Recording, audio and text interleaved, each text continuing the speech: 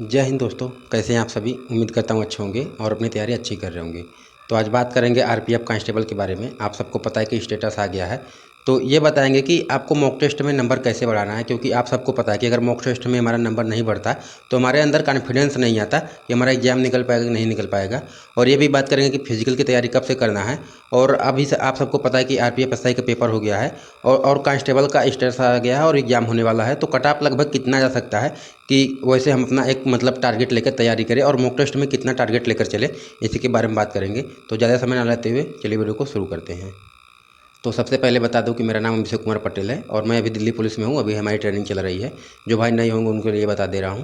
अब इसके बाद बात करते हैं कि मॉक टेस्ट में नंबर कैसे बढ़ाएं। सबसे पहला पॉइंट यही है। अभी आप सबकी लगभग जहां तक उम्मीद है कि आप लोग अगर तैयारी कर रहे थे पहले से, तो आप सबका लगभग सिलेबस कंप्लीट हो गया होगा।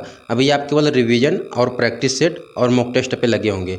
अगर अभी थोड़ा बहुत अगर आपका सिलेबस बच रहा है तो आप कोशिश करिए कि जब तक एग्जाम डेट आता है तब तक कवर कर ले।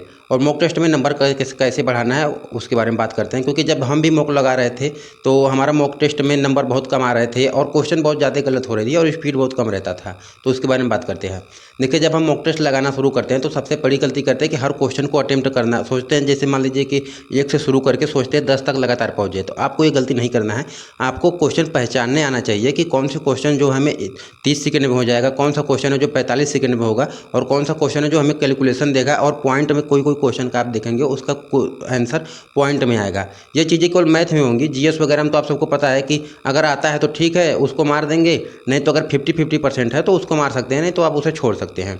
और रीजनिंग में भी ऐसे ही है। रीजनिंग में भी देखेंगे आपकी कोई जैसे सीरीज वगैरह है, अगर एक बार में आपसे बन जा रहा है तो बन जाएगा, अगर नहीं बनता है तो उसको कोशिश करके लास्ट में करना है। तो इन क्वेश्चनों को क्या करना है कि पहले पहचानना है कि ये क्वेश्चन हमें पहले बार में आ जाएगा। जैसे 35 क्वेश्चन आएगा मैथ में, आप सबको पता है, तो मैं गारंटी दे रहा हूँ कि 20 क्वेश्चन ऐसे होंगे जो आपको पहली बार में तुरंत देखते ही लगा कि मैं इसे लगा लूँगा, अगर आपका सिलेबस कंप्लीट होगा तो उन क्वेश्चनों को पहले अटेम्प्ट करना है। और उसके बाद उन क्वेश्चनों को मार्क फॉर रिव्यू करना। जो क्वेश्चन आपको थोड़े से लग रहा है कि ये टाइम टेकिंग है लेकिन इसे मैं बना लूँगा, तो उसको क्या करना, लास्ट में करना। लास्ट में करने से फ़ायदा क्या होता है कि हमारे ऊपर से प्रेशर खत्म हो जाता है और हमें लगता है कि हमने एक बार पूरा सॉल्व कर लिया है। और आपके पास जितना टाइम रहता है उसी में कोशिश करना कि उसे सॉल्व करना। फिर उसमें देखना कि कौन सा क्वेश्चन हमारे कैलकुलेशन जिसमें कम है। और कभी कभी ध्यान पे क्या होता है कि क्वेश्चन नहीं चढ़ता। जैसे कितना भी रिवीजन करे, बहुत चैप्टर है तो कोई टाइप अपना अगर ध्यान पे रिवीजन में नहीं आता है तो उसे कोशिश करें लास्ट में करने के लिए। जैसे आप 3 सब्जेक्ट आते हैं, आप सबको पता है, मैथ, रीजनिंग और जीएस। तो उसमें आप सब्जेक्ट वाइज बांट लीजिए कि पहले आपको कौन सी करने हैं। मेरे हिसाब से अगर आप माने तो सबसे पहले आप रीजनिंग करिए, रीजनिंग के बाद जीएस करिए, जीएस के बाद मैथ करिए। क्योंकि अगर आप ऐसे करते हैं तो रीजनिंग आसान सिलेबस है, ज़्यादातर लड़के कर लेते हैं, आप भी कर लेंगे। और इसके बाद जीएस कर लेंगे तो आपके माइंड के ऊपर से प्रेशर हट जाता होगा और केवल आपको ये दिमाग में आता होगा कि हमारे पास मैथ है। तो लास्ट में मैथ में करने का यही फ़ायदा होता है। तो इसके बाद जब पूरा मॉक टेस्ट लगा लेते हैं तो आपको क्या करना है, एक अलग से रफ कॉपी बनाना है।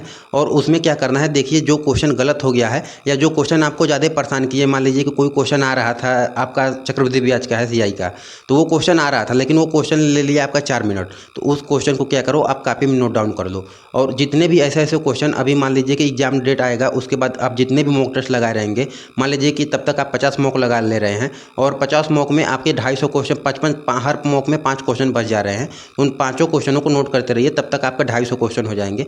और एग्जाम जब आपका नज़दीक आता है तो 10 दिन पहले क्या करिए, उन्हीं क्वेश्चनों को टोटल रिवीजन करके चले जाइए। मैं गारंटी दे रहा हूँ कि वहाँ आपका स्कोर अच्छा ही होगा। और एक बार जो नोट्स बनाए रहेंगे उसको सरसरी निगाह से मार लेना है। और रीजनिंग में भी ऐसे करना, जो सीरीज वगैरह के सवाल होते हैं और या कोडिंग डिकोडिंग के जो थोड़ा उनका टाइप है उनको अलग से नोट्स बना लेना जो बचता होगा, क्योंकि सबका बचता है, हमारा भी बचता था। और ऐसे ऐसे करके उसका भी नोट्स बनाना। और इसके बाद जीएस में भी ऐसे है। जीएस में तो आप सबको पता है कि नोट्स वगैरह बनाए होंगे, बाकी प्रैक्टिस सेट वगैरह प्रीवियस ईयर देखते रहना। और प्रीवियस ईयर के लिए आप मेरा टेलीग्राम ज्वाइन कर लो। अभी जो आरपीएफ एसआई का पेपर हुआ था, मैंने उसका पूरा पीडीएफ अपने टेलीग्राम चैनल पर डाल दिया है, तो वहाँ से आप जाकर देख सकते हैं कि आरपीएफ एसआई का पेपर कैसा आया था। और कांस्टेबल उसी हिसाब से अपना तैयारी करना, क्योंकि एक ही कंपनी करा रही है, आरआरबी उसका भी करा रहा है, आरआरबी इसका भी कराएगा, तो वहाँ से क्वेश्चन ऐसे आ जाते हैं।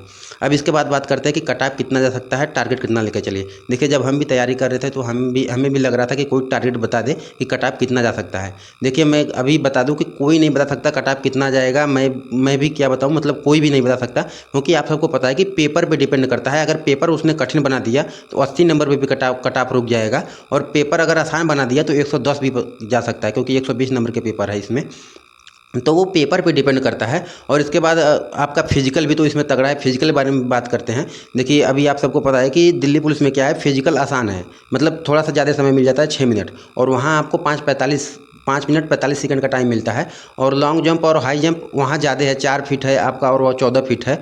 और उसमें क्या है, आपको 2 ही चांस मिलते हैं, और हर जगह देखेंगे आप 3 चांस मिलता है। तो आपको फिजिकल के साथ साथ तैयारी करके चलना है। बाद में नहीं करना कि चलिए अभी हम पढ़ाई कर लेते हैं, फिजिकल बाद में कर लेंगे। हो सकता है अगर इनको वैकेंसी अगर क्लियर जल्दी पूरा कराना होगा तो ये क्या करेंगे कि 2 महीने 1-1.5 महीने के अंदर, जैसे दिल्ली पुलिस का 1 महीने के अंदर मात्र फिजिकल की उन्होंने रिजल्ट बना कर तैयार कर दिया था। तो हो सकता है आपके भी साथ ऐसा हो जाए, तो ये गलती मत करना। फिजिकल की तैयारी करते रहना, क्योंकि अगर आपका एक बार पेपर में नाम आ गया तो मैं गारंटी दे रहा हूँ कि जो फिजिकल की तैयारी अच्छे से किया है वो आराम से एग्जाम निकाल लेगा। तो फिजिकल की तैयारी अच्छे से करते रहना। और एक बात और लिखे हैं कि एक तीर से आपका 2 निशाना हो जाएगा। एक तीर से 2 निशाना का मतलब, देखिए हम अगर वनडे एग्जाम की तैयारी कर रहे हैं तो हम एक ही एग्जाम को टारगेट नहीं कर सकते जिसका एग्जाम 10 महीने बाद है। जैसे कि अभी दिल्ली पुलिस का एग्जाम अभी सितंबर में फॉर्म आएगा, और इसके बाद नवंबर दिसंबर में एग्जाम डेट दे रखे हैं। तो आपको क्या करना है कि आरपीएफ कांस्टेबल की इधर तैयारी करते रहिए। अभी आपके सामने इधर है आरपीएफ कांस्टेबल और एसएससी-जीडी, इन दोनों को अगर आप एक मतलब लक्ष्य बना कर तैयारी कर रहे हैं कि मुझे इसमें सिलेक्शन लेना है, तो आप दिल्ली पुलिस आराम से निकाल ले लेंगे, क्योंकि सेम सिलेबस है। आपको पता है मैथ रीजनिंग जीएस वहाँ भी आना है, और मैथ रीजनिंग जीएस आपका यहाँ भी आना है। बस वहाँ यहाँ दिल्ली पुलिस में आपका 10 नंबर का कंप्यूटर है, और कंप्यूटर तो 1.5-2 महीने का सिलेबस है। अगर अभी से अगर उसको आप एक घंटे आधे घंटे भी अगर करके पूरा कर ले रहे हैं तो भी अच्छा आपका हो जाएगा। नहीं तो उसमें 3-4 चीज़ें आता है, वहाँ से 7-8 क्वेश्चन आ जाएंगे, और वहाँ से आप कंप्लीट कर लेंगे तो भी वहाँ से आपका कंप्यूटर ऐड हो जाए, मतलब पूरा हो जाएगा।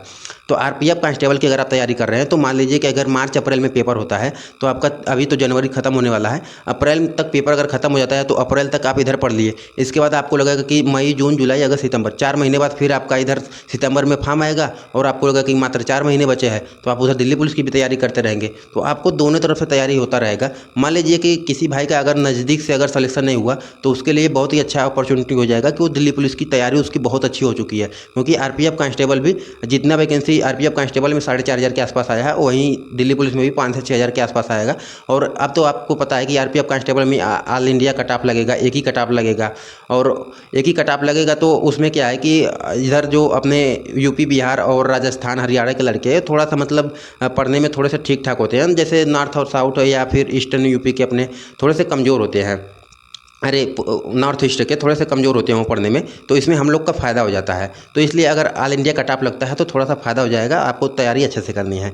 और इसके बारे में मैंने बता दिया।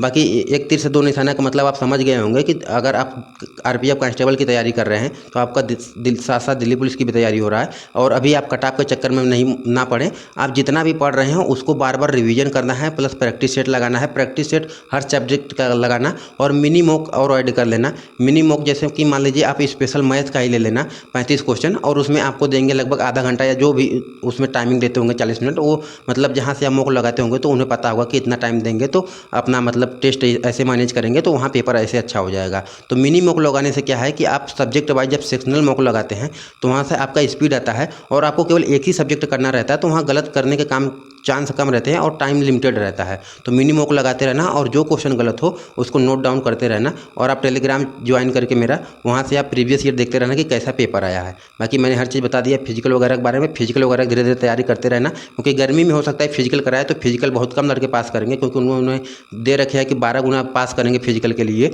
और उसमें भी अगर पूरा सीट नहीं भरता है तो दूसरा कट ऑफ लगाएंगे फिर भी, लेकिन पूरा वैकेंसी भरेंगे। तो बाकी मैंने हर चीज़ बता दिया। फिर भी अगर आपका कोई डाउट बनता है तो आप कमेंट में पूछ सकते हैं। मिलेंगे नेक्स्ट वीडियो में। जय हिंद।